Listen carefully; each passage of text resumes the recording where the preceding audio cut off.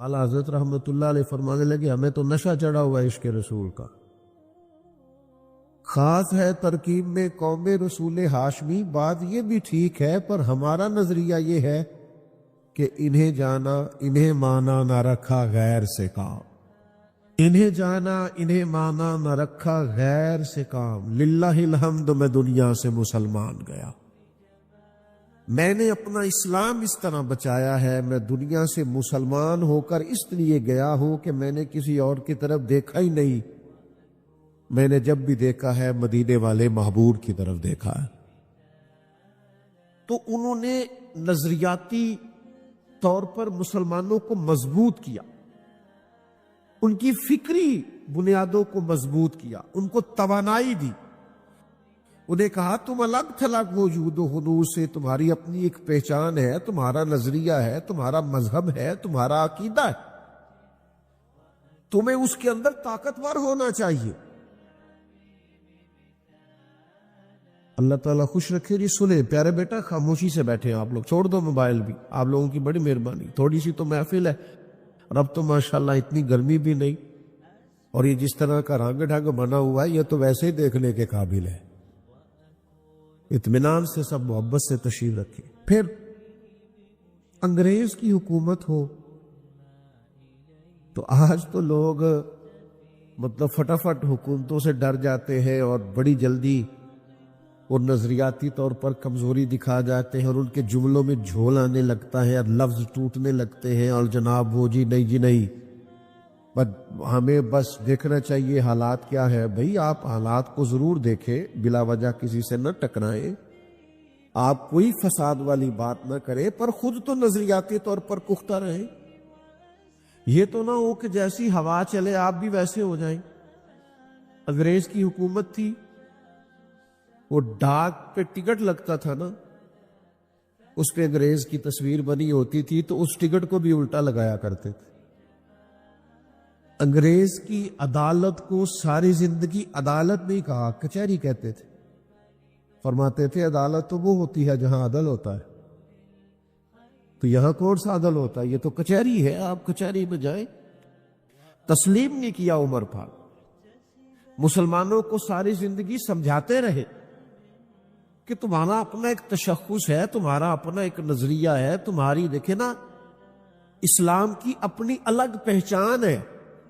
آج مسلمان اس پہچان سے عاری ہوتا جا رہا ہے۔ یہ سر پہ پگڑی باندھنی ہے نا، تو سادی پگڑی باندھ لیں، ایسے نہیں کیا اسلام نے۔ نبی پاک علیہ السلام نے الگ تشخص دیا، تم مسلمان ہو، تمہیں ہر وقت مسلمان رہنا۔ حضور نے فرمایا یہودی بغیر ٹوپی کے پگڑی باندھتے، تم نے ٹوپی پر پگڑی باندھنی ہے، یہودیوں کی مخالفت کرنی۔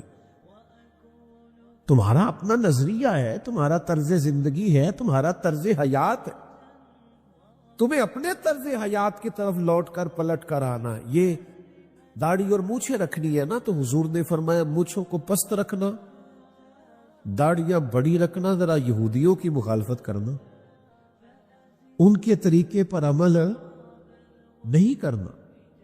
یہ سر پہ بال نکالتے تھے تو عیسائی اس طرح کی مانگ نکالتے اور یہودی اس طرح کی نکالتے، فرمایا تو بیچ سے نکالو۔ ہمارا خاص ہے ترکیب میں قوم رسول ہاشمی، ہمارا ایک تشخص ہے، اپنا ایک طرز زندگی ہے، اپنا ایک طرز حیات ہے۔ ہم کو طفیلی لوگ ہیں کہ جو فیشن آج ٹی وی پہ دیکھا سویرے کر لیا، ہمیں سارا کچھ ہمارے محبوب نے عطا فرمایا ہے، ہمیں ہر چیز وہاں سے لینی۔ دیکھیں نا، سیدھے ہاتھ سے لین دین کرنا، سیدھے ہاتھ سے چلنا، یہ حضور علیہ السلام کا طریقہ ہے۔ سیدھا قدم پہلے ہٹانا، اٹھانا، یہ سرکار کا طریقہ مبارکہ ہے۔ تو اعلیٰ حضرت مسجد میں آتے تھے تو سیدھا قدم رکھتے، پھر جس صف میں جاتے وہاں سیدھا قدم رکھتے، پھر جس صف میں جاتے اس میں سیدھا قدم رکھتے۔ تو یاد رکھیے گا کہ اسلامی تشخص، سنت اور شریعت کی پابندی اور مسلمانوں کو بحیثیت مسلمان مضبوط کرنا، ڈرے ڈرے نہیں رہنا چاہیے، سہمے سہمے نہیں رہنا چاہیے۔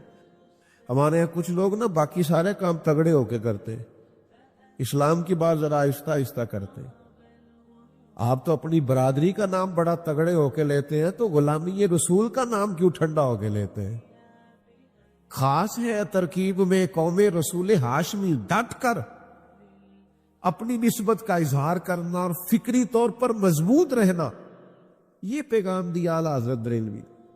آپ کمزور نہ پڑے، کہیں کچے نہ ہو، آپ کے مزاج کے اندر کہیں کمزوری نہ آئے، آپ بحیثیت مسلمان ہمیشہ اپنے آپ کو مضبوط رکھیں، یہ ان کی سوچ تھی۔ اور ہر میدان میں مسلمانوں کی قیادت کرتے، وہ فتویٰ لکھتے تھے، فتویٰ۔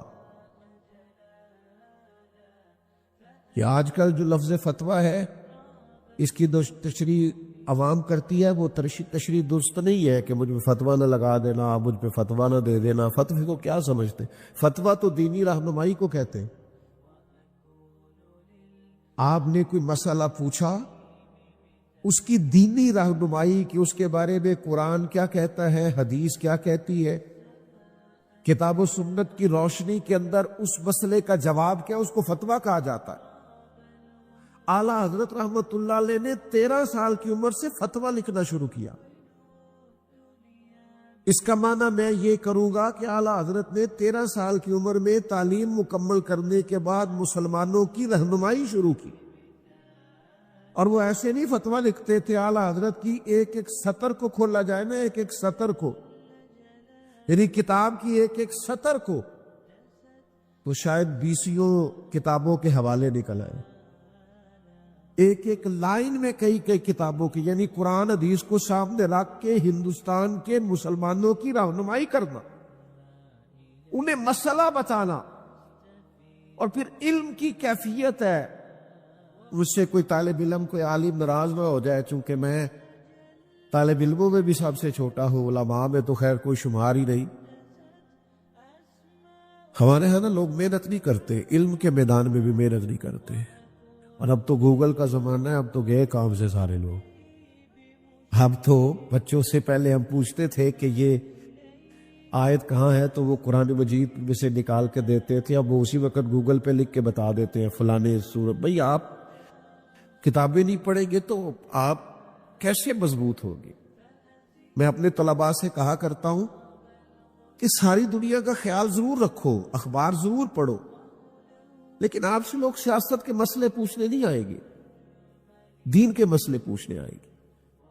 آپ مہربانی کریں دین کے مسائل کو گہرائی سے پڑھیں، قوم کی صحیح رہنمائی کریں، مشقت کے ساتھ دین کے مسائل کو پڑھیں، اترے اس سمندر میں۔ قوم کو ضرورت ہے، قوم تشنا ہے، قوم آزمائش میں ہے، قوم سمجھنا چاہتی ہے۔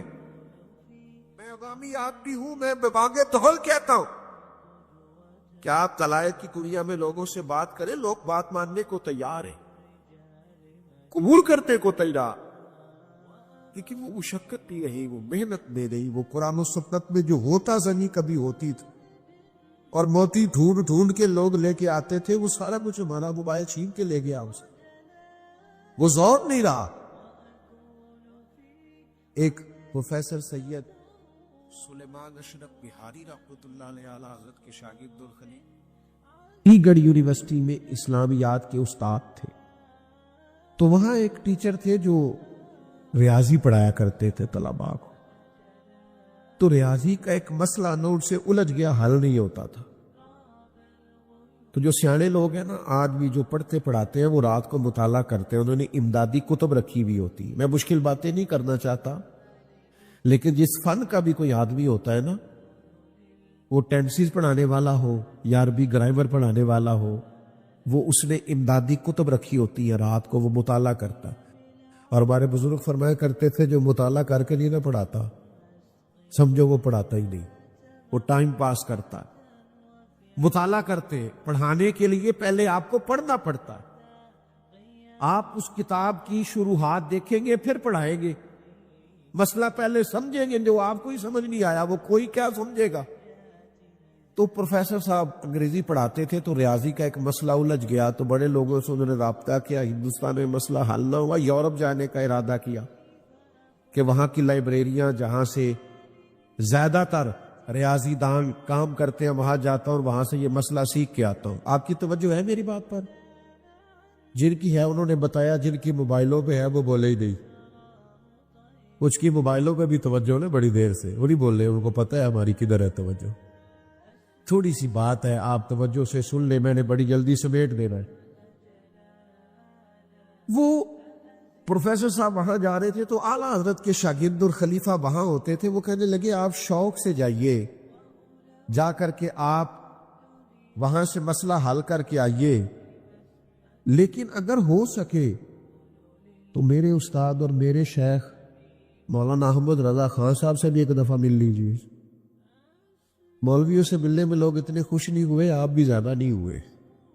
سہتا ذوق نہیں آیا، چونکہ وہ مطلب وہ سمجھتے ہیں اب تو پروفیسر لوگ ہیں. وہ جس بیچارے کی اپنی تعلیم ہوتی ہے نا میٹرک فیل، وہ مولوی صاحب سے پوچھتا ہے آپ پڑھے ہوئے کتنا ہے؟ تو وہ کہتے ہیں میں درس نظامی پڑھا ہوں. نہیں ہوتے ٹھیک ہے، پڑھے کہ نہ ہو. بھائی عالم سے آ کے پوچھ رہے پڑھا کتنا ہے اور کیا پڑھے. وہ ایک صاحب مجھ سے کہنے لگے مجھے مسجد کے لیے خطیب چاہیے، تو میں نے کہا کہ میں مولانا کا بھیجوں گا. کہنے لگے بھیجے، ہم ٹیسٹ لیں گے. میں کہ درس نظامی کے فاضل کا ٹیسٹ تو شیخ الحدیث صاحب ہی لے سکتے ہیں، تو آپ میں کوئی شیخ الحدیث ہے تو بتا دیں، ٹیسٹ دلوا دیتے. تو کیسے آپ ٹیسٹ لیں گے؟ بڑی ڈگری والا ٹیسٹ لے گا نا. تو پھر قوم کیا ٹیسٹ لیتی ہے؟ سر وغیرہ چیک کرتی ہے ٹھیک ہے کہ نہیں. تو پھر وہی حال ہوتا ہے جو ہمارے ہاں ہو رہا ہے. عام دام برسر مطلب کہا ایک دفعہ میرے شیخ سے مل لے تو انہوں نے کہا مطلب مولوی صاحب سے کہاں مسئلہ حل ہوگا.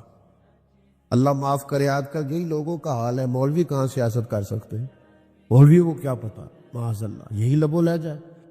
وہ پروفیسر کہنے لگے آپ ٹھیک ہیں، وہ بڑے عالم ہیں، پر تو سر نے دوسرے تیسرے نے پھر کہا کہ سر سنا آپ کی ٹکٹ شکٹ ہو گئی ہے، ایک دفعہ چلے تو صحیح، چلے ایک دفعہ چلے تو صحیح، ایک دفعہ مل تو لے، ایک دفعہ آئے تو صحیح.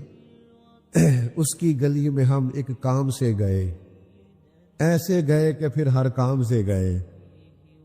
آپ ایک دفعہ چلے تو صحیح. تو دو چار دفعہ کہا تو وہ پروفیسر کہتے ہیں میں نے سوچا یار سید صاحب میرے کلیگ ہے، کالج میں پڑھاتے اکٹھے ہیں یونیورسٹی میں، تو یہ کہیں گے گئے نہیں تو چلتے. کہتے ہیں ہم پہنچ گئے بریلی شریف. تو فاضل بریلی عصر کی نماز کے بعد پھاٹک پر بیٹھتے تھے. باہر بڑا سارا ایک چارپائی تھی، اس پر تشریف فرما ہوتے تھے، لوگ مسائل پوچھتے تھے. تو کہتے ہیں میں نے جا کے وہ مسئلہ سامنے رکھا تو چائے مجھے دی گئی پینے کے لیے. تو کہتے ہیں میں چائے پی رہا تھا تو اعلیٰ حضرت نے اس مسئلے کو غور سے دیکھا، پھر پینسل منگوائی، چند لکیریں لگائی اور پھر میری طرف بڑھا کے کہا ذرا دیکھیے جواب درست ہے. تو کہتے ہیں چائے مجھے بھول گئی، تیریاں ویکھ کے اداواں میں مرید ہو گئی. چائے شائے مجھے بھول گئی، کبھی میں سوال کا جواب دیکھوں، کبھی مولانا کی سادگی دیکھوں، کبھی ان کی وہ درویشی دیکھوں، وہ لب و لہجے میں اتنی سادگی، اتنا حسن، اتنا وقار، اس قدر زیادہ ان کے لب و لہجے میں خاموشی. تو میں نے فوراً کہا آپ نے علم ریاضی کہاں سے پڑھا؟ کہنے لگے میں نے نہیں پڑھا. پھر یہ سوال کا جواب فرمانے لگے وہ کوئی بندہ انتقال کر جائے تو وراثت کے مسئلے نہیں نکالنے پڑتے، بیوی کو کتنا ملے گا اور بچیوں کو کتنا ملے گا اور بچوں کو کتنا ملے گا اور والدین زندہ ہیں تو ان کو کتنا ملے گا اور اگر بیٹے نہیں ہیں تو پھر کتنا ملے گا، اور اگر ہیں اور صرف بیٹے ہیں تو پھر وہ وراثت کے مسئلے نہیں نکالنے ہوتے. بس وہ حضور کے دین کے وراثت کے مسئلے نکالنے کے لیے تھوڑی جمع تفریق سیکھی تھی تو ریاضی آ گئی ہے. ہم نے یہ کام بھی دین سمجھانے کے لیے سیکھا تھا. دین میں کیسے آپ کے سامنے کھول کر بیان کروں کہ انہوں نے جو سیکھا اس لیے سیکھا کہ مسلمانوں کو دین کی سمجھ آ جائے. انہوں نے فتویٰ دیا عمر بھر، لوگوں کو دین سکھایا، سمجھایا عمر بھر، مسلمانوں کی قیادت کی. اور پھر مسلمانوں کے اندر بھی اگر کچھ ایسے لوگ نکلے نا، اندر بھی، یہ مت گھبرایا کرے کہ فتنے باہر بھی ہے تو اندر بھی ہے. فتنے ہر جگہ ہی ہو جاتے ہیں. آپ کو تربیت کرنی ہے، گھر کے اندر بھی مسائل ہوتے ہی حل کرنے کے لیے. اندر سے بھی مسائل، مسلمانوں میں بھی فرقے بن گئے، مسئلے پیدا ہو گئے. ایک فرقہ بن گیا جاہل صوفیاء کا، وہ جو کہتے نہیں کہ تانوں کی پتہ ہوئے، مولوی لوگ کی پتہ ہوئے، اے معرفت دی گل ہے نا جی. آج کل بھی وہ اس طرح کے فرقے. تو اعلیٰ حضرت رحمت اللہ تعالی علیہ سے پوچھا گیا کہ حضور یہ کچھ لوگ کہتے ہیں شریعت اور ہے، طریقت اور ہے. فرمایا چپ کرو، سارا کچھ ہی میرے نبی کی شریعت میں موجود ہے. عرض کی حضور یہ صوفی بنا پھرتا ہے اور کہتا ہے علم کی مجھے ضرورت نہیں ہے، صوفی درویش بنا پھرتا ہے، پیر بنا پھرتا ہے، کہتا ہے مجھے علم کی ضرورت نہیں. تو اعلیٰ حضرت نے لکھا ہے بے علم صوفی شیطان کا مسخرہ ہے، شیطان کا مسخرہ ہے. شیطان نے اسے مسخرہ بنا رکھا ہے. علم ہی نہیں جب تم میں تو عمل کیا ہوگا؟ جس خیاباں میں شجر ہی نہیں وہاں پھل کیا ہوگا؟ اعلیٰ حضرت نے جاہل صوفیاء کا رد کیا، پورا رسالہ لکھا ہے، احکام بیعت و خلافت پورے کھول کر بیان کیے، لوگوں کو بتلایا ہے کہ اصل کیا ہوتا ہے. اور پھر کچھ لوگوں نے پوچھا حضور بعض لوگ قبروں پہ جاتے ہیں تو طریقہ کیا ہے؟ تو یہ اعلیٰ حضرت نے جو طریقہ لکھا وہ سنو. فرمایا 4 رات قبر سے دور رہنا، فاتحہ پڑھنی. فرمایا قبر کو سجدہ بالاتفاق حرام ہے، طواف حرام ہے، بوسہ لینے میں اختلاف ہے لیکن اس سے بھی بچنا ہی بہتر ہے. اس قدر زیادہ کھلی ہوئی باتیں، اس قدر زیادہ واضح باتیں، چمکتی دمکتی باتیں. اعلیٰ حضرت نے مسلمانوں کے نظریات کی حفاظت کی، انہیں سمجھایا. لیکن ایک بات ہے، اگر کسی نے حضور کے علم کو ناپنا تولنا شروع کیا تو پھر اعلیٰ حضرت کا قلم اس کے لیے بھی اٹھائے. اگر نبی پاک کی عظمتوں کو کسی نے چھیڑا ہے تو کل کے ردا ہے خنجر خوخار برق بار. پھر آدھا سے کہہ دو خیر منائے نشر کرے. پھر انہوں نے کہا تمہیں پتہ نہیں حضور کے بارے میں بات کرتے ہو؟ رسول پاک کی تو ایک ذات ہے، جن سے عشق کریں گے تو بچیں گے، جن کی محبت ہوگی تو کلیجہ آباد ہوگا. حضور کس طرح؟ فرمایا بخدا خدا کا یہی ہے در، نہیں اور کوئی مفر مکر. جو وہاں سے ہو یہی آ کے ہو، جو یہاں نہیں تو وہاں نہیں. اچھا پھر حضور کی تعریف کیسے کرتے؟ مزے کی بات دیکھیں. اگر آپ کی زیادہ توجہ ہو نا، آپ دیکھیں اتنی بڑی تعداد میں آپ آئے ہیں لیکن چند دوست ایسے ہیں جن کا موبائل کے بغیر 10 منٹ بھی گزارا نہیں. وہ جب موبائل کھڑا کرتے اونچا کرتے ہیں تو جو پیچھے بیٹھے اس بیچارے کو دقت ہوتی ہے، نظر بھی آتا. تو آپ تھوڑی دیر کے لیے چلیں مت بال عشق دا سیکھاں گے، ایک دوجے نو ویکھاں گے، تھوڑی دیر کے لیے چھوڑ دیں. اللہ خیر کرے، موبائل نہیں ادھر ہی رہنا ہے، تھوڑی توجہ کرے. اعلیٰ حضرت پتہ کیا فرماتے ہیں؟ یہ زیادہ مزے کا لطیف نکتہ ہے، اس کو آپ نے سمجھنا ہے. وہ کہتے ہیں بخارِ سور میں نا حضور تشریف فرمائے جسم کے ساتھ اور کافر چاروں طرف پھرتے ہیں، حضور نے نظر دیا. حضرت صدیق اکبر بھی اتنے موجود ہے، نبی قریب بھی کار میں موجود ہے، لیکن حضور انہیں نظر. آپ کسی اور سے جواب پوچھتے تو بولت جاتا کیوں نظر نہیں آتے، وہ دلیلیں دیتا. اعلیٰ حضرت فرماتے اصل بات پتہ کیا ہے؟ نبی پاک کائنات کی جان ہے. النبی اولا بالمؤمنین بالانفس، جانوں سے بھی زیادہ کہ حضور جان ہے. فرماتے ہیں یہ جو جان ہے نا یہ نظر نہیں آتی. آپ کے جسم میں جان ہے نا، دکھا سکتے ہے تو صحیح نہ ہو. کہتے ہیں میری جان ہے نا، دکھا سکتے. اعلیٰ حضرت فرماتے جان ہے وہ جان کیا نظر آئے، جان ہے جان کیا نظر آئے، کہ کیوں ادو گرتے غار پھرتے. اور چاند ہے چاند نظر نہیں آیا کرتی. یہ دشمن بلا وجہ غار کے گرد پھرتے، جان بھی کبھی نظر آئی ہے.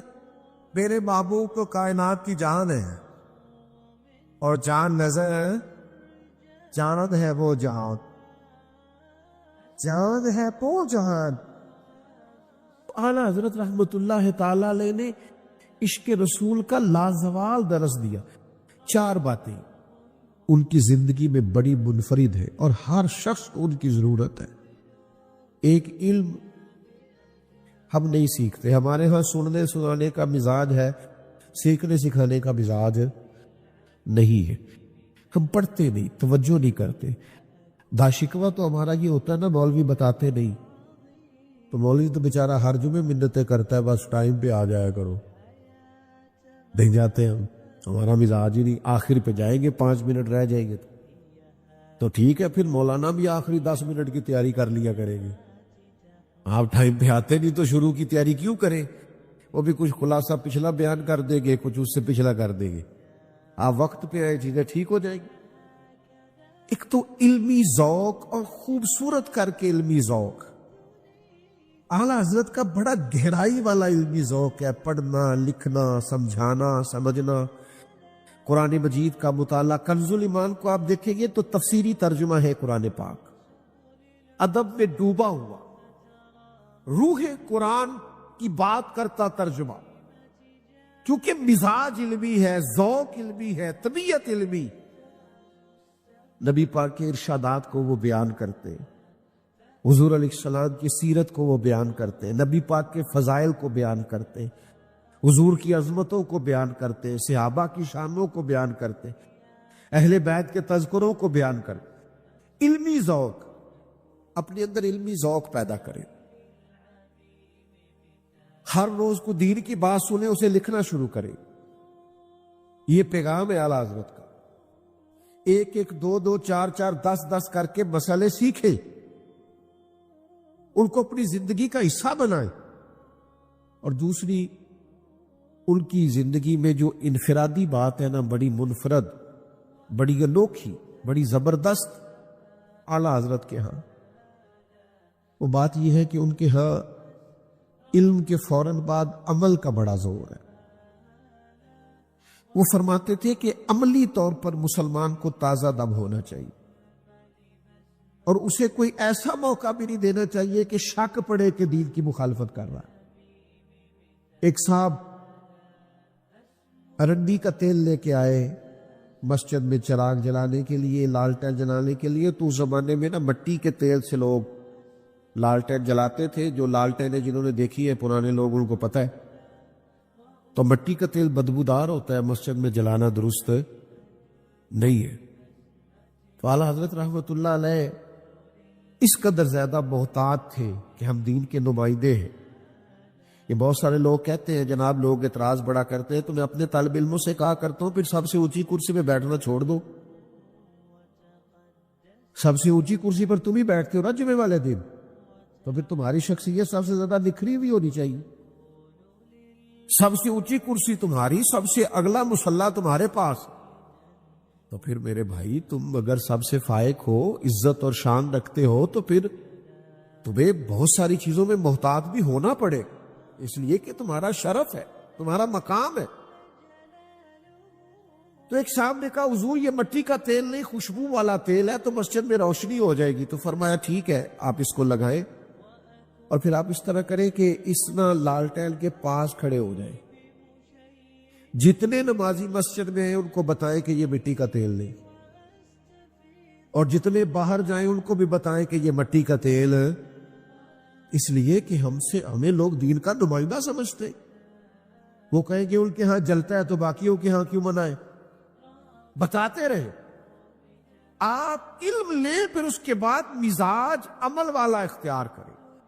اگر آپ علم پر عمل ہی نہیں کرتے تو آپ تو 2 کشتیوں کے مسافر ہیں، آپ تو ڈبل مائنڈڈ زندگی گزار رہے ہیں۔ آپ کہتے کچھ اور ہیں، کرتے کچھ اور ہیں۔ جو لوگ علم پر عمل کرتے ہیں وہ آسان زندگی گزارتے ہیں،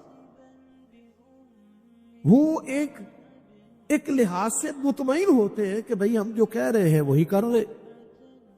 تو ایک تو زندگی میں علم، پھر عمل، اور پھر تیسری بات، ہم نہ دیر کرتے ہیں۔ نماز شروع کرنے میں بھی دیر ہے، داڑھی رکھنے میں بھی ابھی دیر ہے، حلال حرام کی تمیز شروع کرنے میں بھی۔ ناراض نہ ہونا، تاریخیں دیتے ہیں، کہتے ہیں بس وہ فلانا کام ہو جائے اس کے بعد میں ٹھیک ہوں۔ وہ میرے بھائی ہم لیٹ ہیں، موت لیٹ نہیں کرتی۔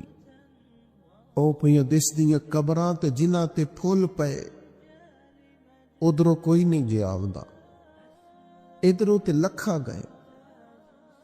موت بالکل اپنے وقت پہ آتی ہے، لیٹ نہیں ہوتی۔ ہم لیٹ ہیں، عمل کرنے میں لیٹ ہیں، داڑیاں سفید ہو رہی ہیں میری طرح کے لوگوں کی، اور عمریں اوپر ہو رہی ہیں، بچے جوان ہو رہے ہیں، لیکن ہم توجہ نہیں کر رہے کہ وقت ہمارے ہاتھوں سے ریت کی طرح نکلتا جا رہا، ہمیں خیال ہی نہیں آ رہا، ہم وہ ذوق نہیں پیدا کر رہے کہ ہمیں جلد از جلد عمل کی طرف بڑھنا چاہیے۔ چھوڑو بیٹا، اذان سنیں جی سارے دوست توجہ سے۔ اللہ تعالی علیہ وسلم نے نا ایک یہودی سے گھوڑا خریدا، کریم نے اسے کہا یہ طے ہو گئی رقم، تو یہاں رک، میں گھر سے پیسے لے کے آیا۔ محبوب پیسے لے کے واپس آئے، اس سے لوگوں نے کہا تم نے تو سستا بیچ دیا ہے، مکر جاؤ۔ وہ مکر گیا۔ اب جب سودا ہوا تھا، یا وہ شخص تھا یہودی یا حضور علیہ السلام تھے، تیسرا کو تھا ہی نہیں، مکر گیا۔ نبی کریم صلی اللہ تعالی علیہ وسلم نے فرمایا یہ پیسے لو، گھوڑا دو، میں جاؤں۔ تو کہنے لگا کون سا گھوڑا، کیسا گھوڑا، میں نے تو بیچا ہی نہیں۔ جب بات بڑھ گئی تو لوگ جمع ہو گئے، مسلمان بھی، یہودی بھی، غیر مسلم بھی، سب اکٹھے ہو گئے۔ جب بات تھوڑی ہونے لگتی ہے تو وہاں رش بھی ہو جاتا ہے، لوگ جمع ہوئے۔ تو ہماری پنچایتوں میں بھی آپ نے دیکھا ہوگا کہ لوگ ایک بات کر دیتے ہیں، کہتے ہیں فلانا بندہ کہہ دینا اگر تو میں یہ کام کر دوں گا۔ اچھا، وہ نام ایسے بندے کا لیتے ہیں یا پہیلی ایسی ڈالتے ہیں کہ پوری نہ ہو سکے۔ تو وہ یہودی کہنے لگا جی ایک بندہ بھی اگر کہہ دینا، آپ کی شریعت میں اصول ہے نا کہ گواہ پیش کیے جاتے ہیں، تو ایک بندہ بھی اگر کہہ دے کہ میں نے گھوڑا بیچا ہے اور آپ نے خریدا، زیادہ نہیں ایک، تو میں دے دیتا ہوں۔ اب وہاں تھا ہی کوئی نہیں، گواہی کیسے ہو؟ حضرت ابو خزیمہ رضی اللہ تعالیٰ عنہ صحابی ہیں، یہ صحابہ کے اس مجمع کے بیچ کھڑے تھے، ہاتھ کھڑا کر کے کہنے لگے میں گواہی دیتا ہوں میرے نبی نے خریدا ہے۔ اب اس نے کہا تھا اگر ایک بندہ بھی کہہ دے تو میں دے دوں گا، تو ایک نے کہہ دیا، اسے دینا پڑا، گھوڑا دے دیا، پیسے لیے، وہ چلا گیا۔ تو محبوب کریم علیہ السلام فرمانے لگے خزیمہ تم نے تو دیکھا ہی نہیں۔ عرض کی یا رسول اللہ، جب آپ کی زبان پر ایمان لا کر میں نے آسمان کی خبروں پر یقین کر لیا، میں نے تو جنت بھی نہیں دیکھی، میں نے تو دوزخ بھی نہیں دیکھی، میں نے تو فرشتے بھی نہیں دیکھے، میں تو جسے سجدہ کرتا ہوں وہ رب بھی نہیں دیکھا، میں نے تو اتنی بڑی باتیں آپ کے کہنے پر مان لی ہے، تو گھوڑا تو چیز ہی کوئی نہیں، اللہ کو مان لیا ہے آپ کے کہنے پر، گویا تو گھوڑا تو وہ چیز ہی نہیں۔